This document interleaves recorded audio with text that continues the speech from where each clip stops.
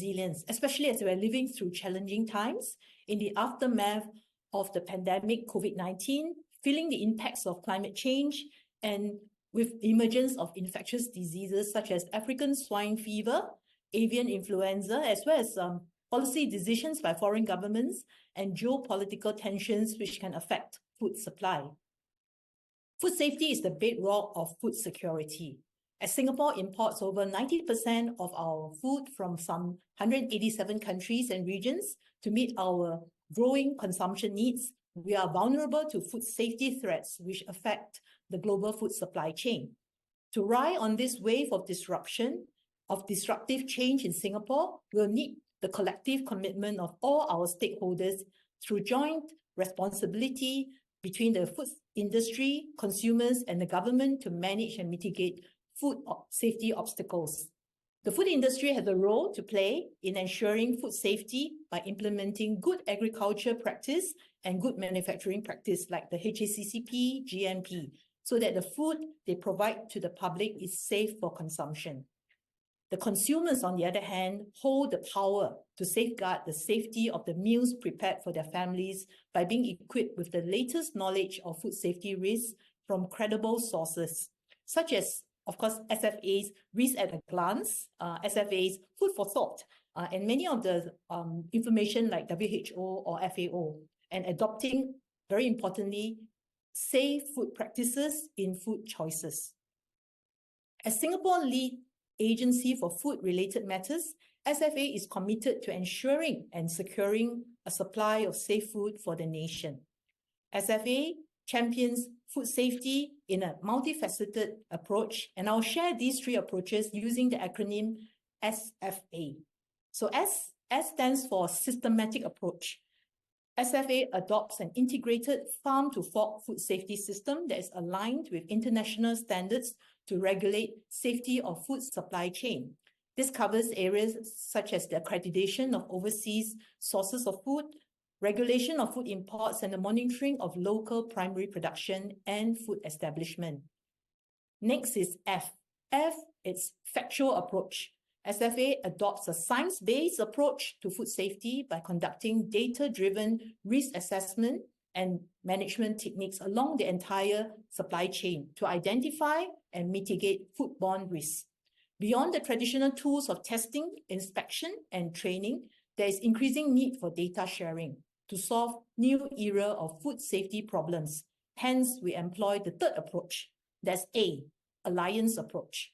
SFA collaborates with multiple sectors, including the scientific organizations, both locally, such as our lab recognition network of labs, research institutions and firms, and international networks such as WHO, Codex, FAO, ASEAN, and also bilateral agreements between countries to stay abreast of development in the food safety landscape and prepare for the unexpected. In conclusion, to ride on this wave of disruptive change to ensure a supply of safe food, we'll need the collective commitment of all stakeholders through joint responsibility between the food industry, the consumers, and the government to manage and mitigate food safety challenges. I hope today's panel discussion will inspire our audience to play an active role in ensuring food safety by taking steps to prepare for the unexpected. Thank you. Thank you very much, Prof. Chan. In view of time constraint, I will skip the next step, that is to let the panelists to introduce themselves. I think we'll do this while inviting panelists to answer the questions. The first question is to Dr. Simone Raszl from the World Health Organization. Please introduce yourself before you answer my question. The first question is, what is WHO's perspective of future-ready food safety strategy and the benefits to the One Health mission? Thank you, Dr. Simone. Thank you. Thank you very much for the question, Professor. And thanks for the invitation to be here with you celebrating the World Food Safety Day today. My name is Simone Moraes Raszl. I am a scientist in the Nutrition and Food Safety Department in WHO in Geneva. So regarding your question, WHO has a forward-looking perspective on food safety strategy, recognizing food safety as an essential element of public health WHO urges member states to develop food safety policies that consider all stages of the supply chain, the best available scientific evidence and advice, as well as innovation. The WHO strategy for food safety aims to provide adequate resources to improve national food safety system and promote food safety across all relevant sectors, while recognizing consumer interests and protection. It also emphasizes integrating food safety into national and regional policies on health, agriculture, trade, environment, and development, just to mention some. The WHO Food Safety Strategy adopts and calls member states to work under the One Health approach, which is collaborative, multisectoral, and transdisciplinary, and that recognizes the interconnection between people, animal, plants, and their shared environment. The One Health approach can prevent outbreaks and zoonotic diseases in animals and people, can improve food safety and food security, can reduce antimicrobial resistant infections, can protect global health security, and can protect biodiversity and conservation. In essence, WHO's future-ready food safety strategy and the One Health both aim to create a sustainable balance and optimize the health of people, animals, and ecosystems. They both emphasize the need for multiple sectors, disciplines, and communities at varying levels of society to work together to foster well-being and tackle threats to health and ecosystems. The action track on food safety on the One Health Joint Plan of Action from the quadripartite is completely aligned with the WHO strategy for food safety, working towards integrated surveillance and risk assessment. The WHO Global Strategy for Food Safety calls member states to improve data collection for early detection and to be ready to respond to food safety events. The early detection should be done based on integrated surveillance, considering potential emerging risks arising from human-animal interface. Oh, thank you so much, Dr. Simone, for sharing your WHO's perspective. A little bit of housekeeping rules. Participants are encouraged to send in their question through the chat box. Right.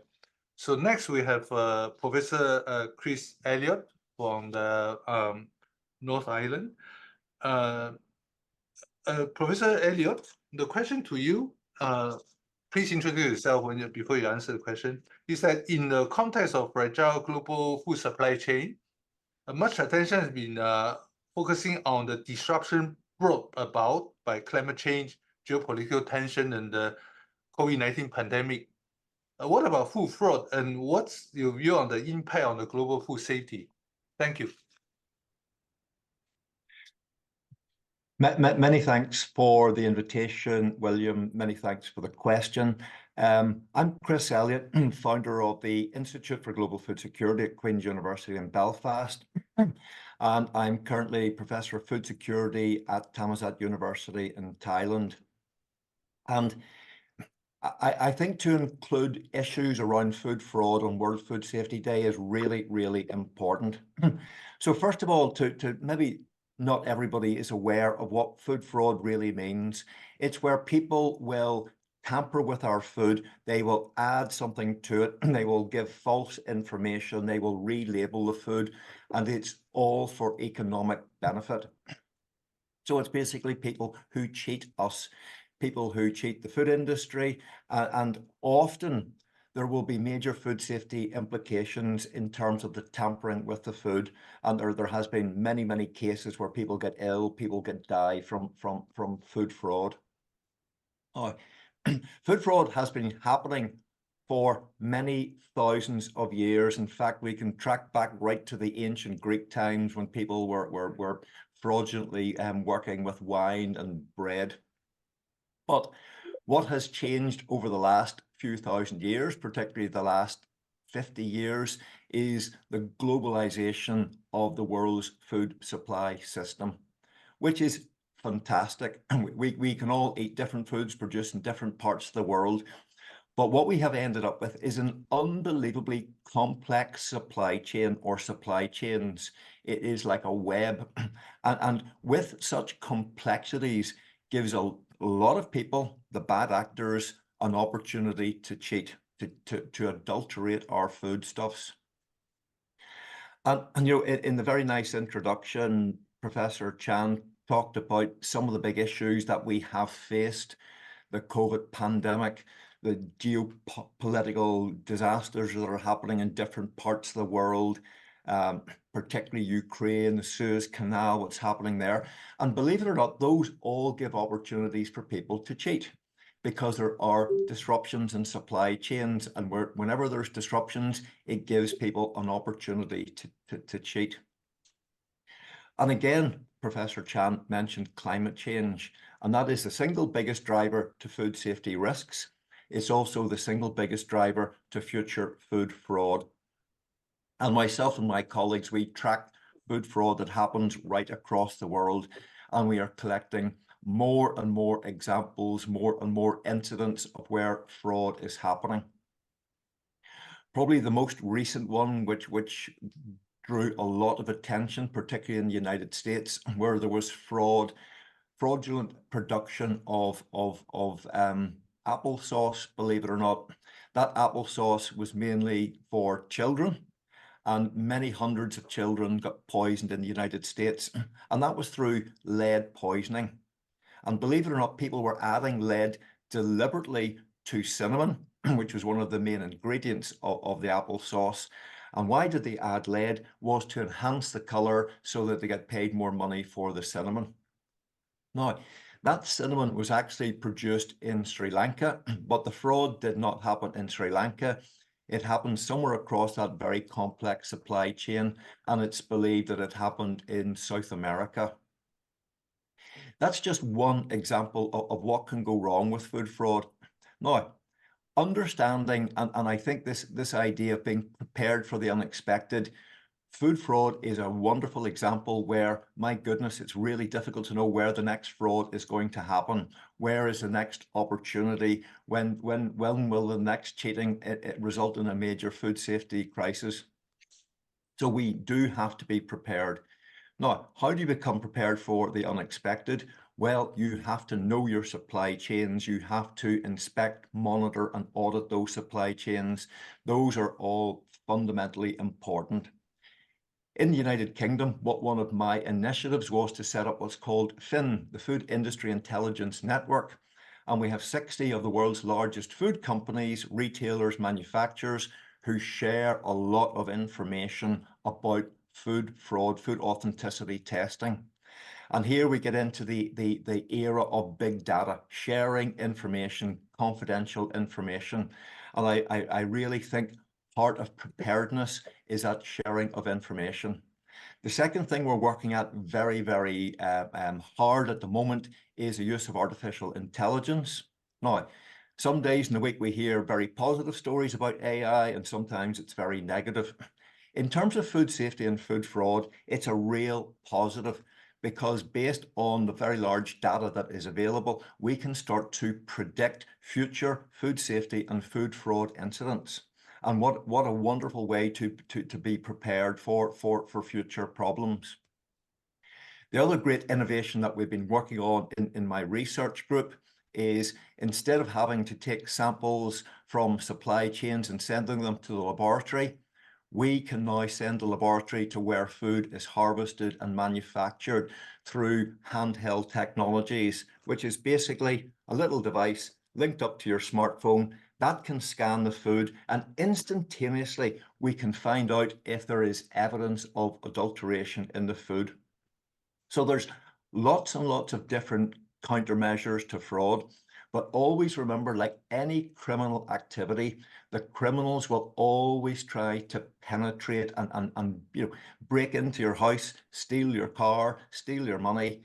Criminal activity in the food system is growing in nature, and it's really around organized crime now. So we in the world of food fraud say we now fight criminals as just like any other law enforcement system. So that's all for me for the moment, William, and back to you. Thank you so much, Professor Elliot, for sharing your technology development and also pointing out to the future of this food safety and food fraud detection and prevention.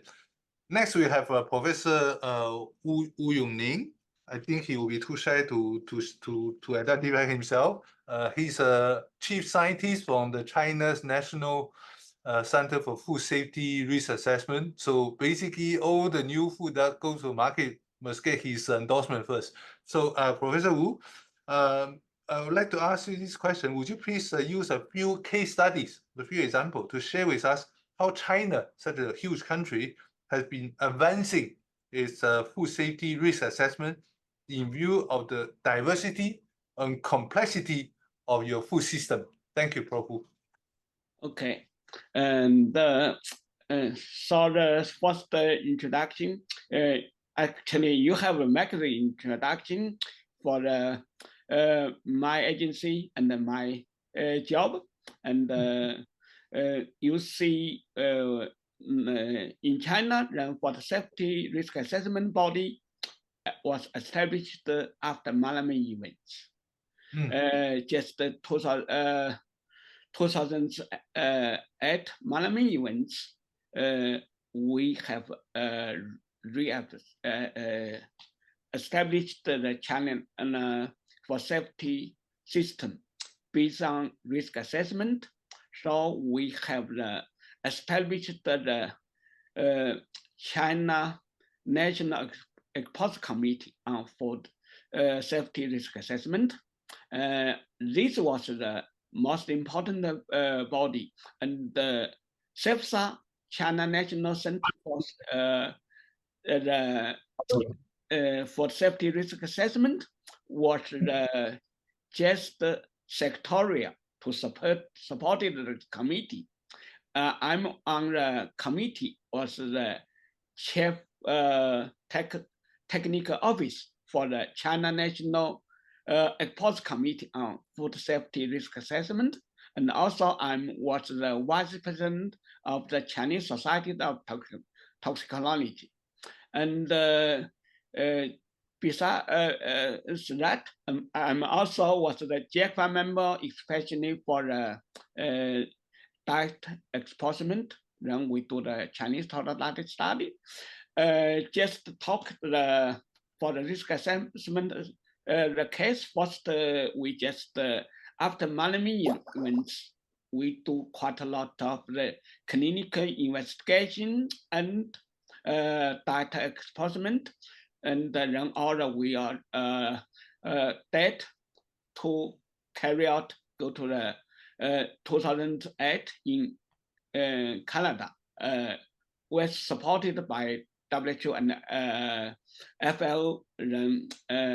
That was one case. We set down what level we showed for the imaging, and 1 ppm for the infants. Then that was set down, and we get the risk assessment body, and you see we have the not only the do the risk assessment, but we also set up the risk monitoring plan and collect data. When we find alumina, after the death, occurrence death, we do the risk assessment. We find, especially China in North, we are quite a lot of eating the flat stick that use the flour, and they need added the alumina. Then that means they got the double with the ADI. In the risk assessment in China, we have reduced the alumina used for the additives in the food. After that, we almost reduced the 18%, and then we are much lower compared to the ADI. This was the first case. And the second case, you see in China, we have the rice eating compared to the codex. They set 0.4 ppm, but the Chinese eat quite a lot of rice, and then we do the diet experiment. After that, we are decided just maintain 0.2 as compared to the CIC, and also EU kept that.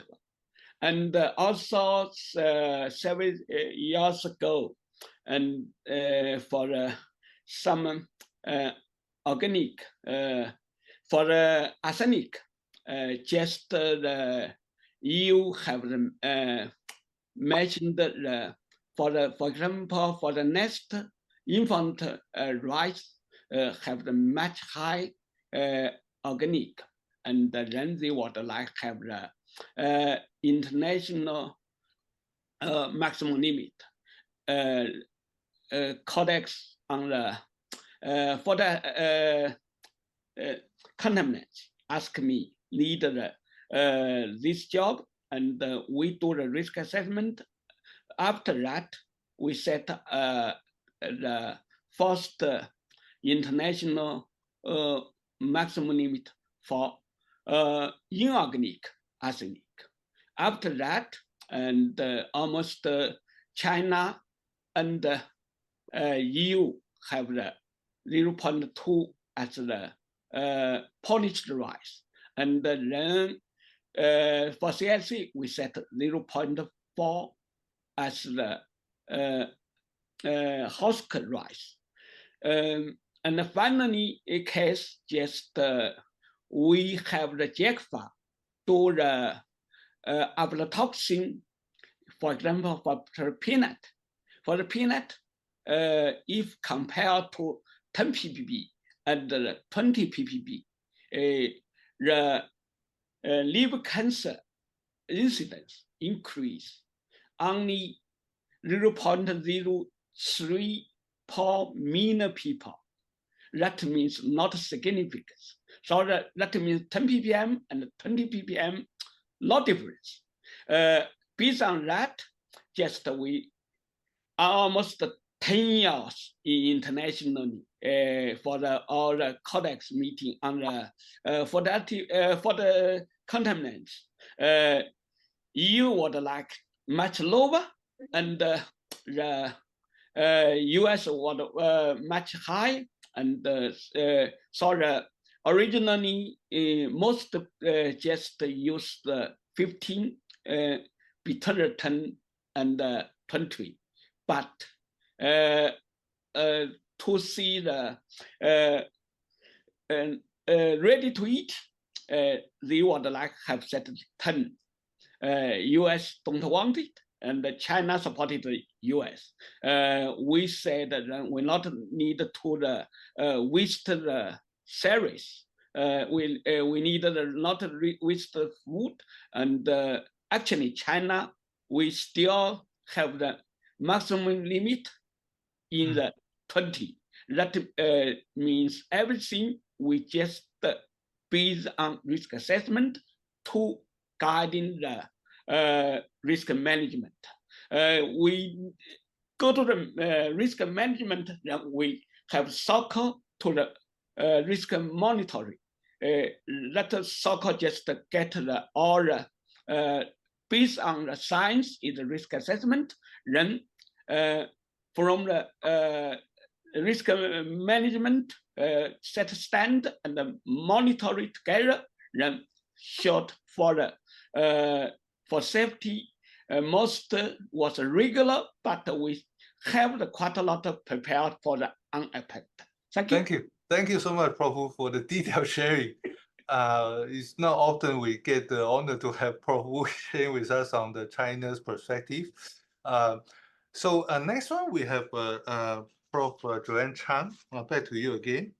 So you mentioned lay out some overall strategy or how SFA is making sure that the Singapore food safety is on track, everything.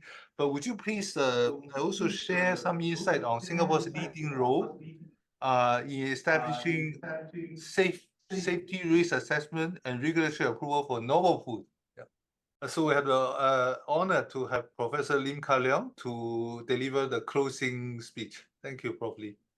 Well, thank you very much, William. And look, I am truly impressed with how excellent you are as a timekeeper. I really enjoyed the discussion, and I hope that we could have more time to discuss more. But at the same time, I'm cognizant that it is Friday evening on Singapore side, and certainly I don't want to stand between you and the weekend coming ahead. So let me try to be succinct and allow me to borrow a minute or two of your time to say some closing remarks. I think first thing first, I really want to express my thanks and congratulations to FRESH Director Professor William Chen and his team at FRESH for organizing this very meaningful dialogue as we celebrate the World Food Safety Day today. I really find the information shared very useful, and I personally learned a lot from the panel discussion. And my heartfelt thanks, therefore, to our distinguished panelists. We have a dream team today, and I would like to acknowledge, including Professor Simone Raszl from WHO, Professor Christopher Elliott from the UK, Professor Wu Yongning from China, Professor Samir Sanal from Turkey, and our very own Prof. Joanne Chan from the Singapore Food Agency for taking precious time to join us from different time zones today to engage in this very productive discussion, which I have, and I'm sure our audience actually very much enjoy listening to. Now, I find it very apt for FRESH, which is a tripartite partnership between NTU, A-Star, and SFA, that represents a national platform for food safety research to host this event. And I love the tagline, prepare for the unexpected. I think it calls to arms that we really need to try to future-proof ourselves. And it underlines, of course, the importance of being prepared for food safety incidents. Now, but I would add for your consideration that we also need to think about ensuring food safety in an increasingly sophisticated world, where Joanne has actually touched upon this. Alternative food and novel foods, including cultured meat, will progressively enter the market and land on our dinner table. So this really require us to think about new safety paradigms and standards. And beyond this, I would even submit to you that in a broader sense, food safety, I think, should also consider cultural differences and sensitivities. So, for example, with reference to cultured meat, one may ask whether cultured meat is halal and fit for consumption for our Muslim counterpart. And how do we ensure that, right? Now, alongside this, I also feel that food safety and nutrition, I think they are two peas in the same pot that should not be uncoupled. So, of course, hunger-related undernourishment is one important side of the equation, but equally important, I feel, is how unhealthy and imbalanced diet poses risk for chronic disorders like obesity, like diabetes. So especially in view of a globally aging population, we really need to seriously think about that. And talking about this, I also feel that we need to focus our attention on geriatric nutrition. I think this is often underappreciated. But at the end of the day, as William has actually mentioned, I think what we need really is a multidisciplinary and multi-institutional approach beyond boundaries to address food safety and health, including many of you have already mentioned working with governmental agencies and policy makers. In Singapore, of course, we have the privilege of working with SFA directly. I often say that towards implementing solutions, we need to embrace the continuum of not just technological innovation and validation, but we need to consider, importantly, also the social dimension. We need to get the social equation right. And at the end of which, we also need to assess the cost of implementation to make sure that we can feasibly implement solutions into the community. So that requires necessarily a continuum. So at NTU, we certainly look forward to working with both local and international partners to realize this. today, you know, again, I'm really absolutely delighted that we have so many valuable partners joining us in this forum. And once again, my sincere thanks on behalf of NTU, on behalf of FRESH, to all of you, including all our participants, you know, zooming in, for taking time to participate in this event that marks a really important day as we all celebrate the World Food Safety Day. Thank you very much. Yeah. Thank you, Prof. Lim, for your continued support.